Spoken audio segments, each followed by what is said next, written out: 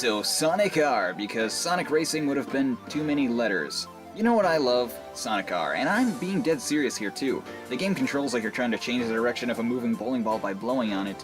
The music was so out of place that they give you the option so you can turn the lyrics off. It has so little content that you can beat it in one sitting, and who the heck came up with a Tails doll? But you know what? I love this game. You might ask, why do I love a game that's called Sonic R? Well, for one thing, you can still like bad games and dislike good games, but the reason I like Sonic R is because of just how bizarre it is. You know that feeling of confusion mixed with being on the verge of laughter? Like when you watch Silver in Sonic 06, he tries so hard to be serious and yet comes off as so pathetic. Silver, I love you man, but you really are kind of wishy-washy. You just watch this and grin knowing how ridiculous it all really is, and somehow that makes it enjoyable in a whole different way. Like when you and your friends are overly tired and you break out laughing at absolutely nothing. I mean, this music, just listen to it. It's so off the wall that they would put this kind of music in a Sonic game. It sounds like everything everybody's mom listened to in the 90s. I mean, I actually really love it, but you don't put Pharrell Williams in Sonic 06 if you know what I mean. And you don't.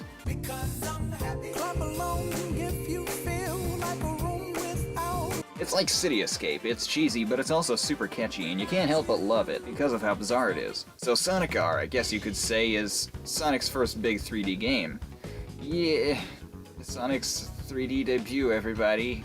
The main part of the game is the Grand Prix mode. Here you can choose a character and race 4 different tracks, and that's really it. I mean, you have 1 course you can unlock and 6 characters, but other than that, I hope you like playing the same tracks a lot over and over for time and time again and stuff. I also find the unlockable characters to be really bizarre and unfitting with the game. I mean, you got Eggman and Metal Sonic, but then you got the infamous Tails doll and Metal Knuckles, who I'm sure you're all remembering right now. Classic times with Metal Knuckles. And, of course, the derpy Eggbot. I mean, who came up with this stuff? I mean, Metal Sonic's cool, but Metal Knuckles is just confusingly out of nowhere. And don't even get me started on Tails doll, he just hovers like magic. Dark magic. Or perhaps there's someone up there holding his strings. Some powerful overseer in the sky that uses him for his doing. Or maybe he's just dancing, because he kinda looks like dancing. You got second place and you're on land, you're not drowning. Stop flailing your arms, calling for the lifeguard. Now, unlocking all these characters is no easy feat. They have to make up for the fact that this game only has 5 courses by making it very difficult. To unlock each character, you have to collect 5 coin things hidden in each level and still get in the top 3. Then you have to race that character at the course to unlock them. This takes a ton of memorizing and perfecting each course. If you get all the emeralds that are also hidden in the levels, you can unlock Super Sonic. He's tough to beat, but what's tougher is actually finding out how to play as him. Seriously, I've unlocked him, but he's not here. Tails doll, what have you done with him? Have you eaten his soul? Did you drag him up to the Overseer? Oh, yes, of course. Yeah, I should have expected that. So the game doesn't tell you this, but you have to push up while the cursor is on Sonic to get Super Sonic to appear. And how would anybody guess that? I mean, it's hard to get him, like really hard, and then half the people who got him back in the day never found out how to use him. Keep in mind, this was back in the 90s, so you couldn't just look it up on the internet. I mean, maybe someone posted on the internet, but you're pretty much paying for the info with your PC since Stinkin' Everything gave you a virus back then, and stole your credit cards. Credit card information, I mean. It couldn't actually suck in your card and send it to hackers. I think I don't know, actually. As you could imagine, this wasn't an easy game to complete, and to make matters worse, you risk deleting your data every time you turn the game on.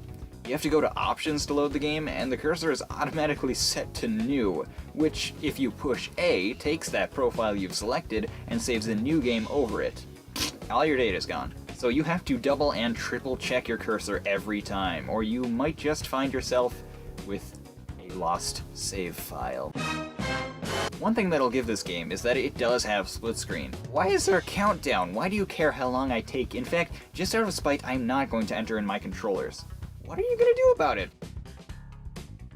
Bring me back to the menu? Oh no, the horror. I have to click multiplayer again. You can do 2 players, but although I really appreciate that, it's a bit unfair since only 1 person can choose Super Sonic, who by the way is the fastest and can double jump and is overall the best character, so sorry player 2 Tails, but your defeat is inevitable. I guess it's still kind of like a game though. I mean, you just basically hit multiplayer and then whoever gets Supersonic first is the winner. The race doesn't really matter and it's pretty short, but it's still a multiplayer game. Well, Eggman, you're looking jolly as ever, I see. Let's take the Eggmobile for a spin. Look at him, he's a kawaii Eggman.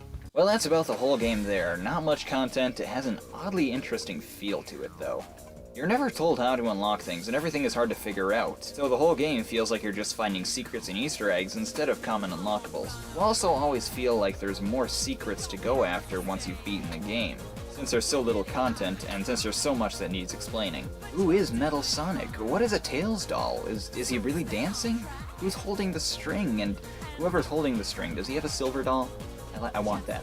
In the end, the whole game feels mysterious, bizarre, and overall kinda creepy, but in a cool way. In the end, it's not a great Sonic spin-off, but I enjoyed every mysterious, frustrating moment. But hey, there are still good Sonic spin-offs like Sonic and the Pokemon cards for the Dreamcast.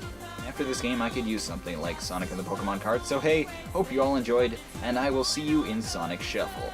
Have yourselves a wonderful day.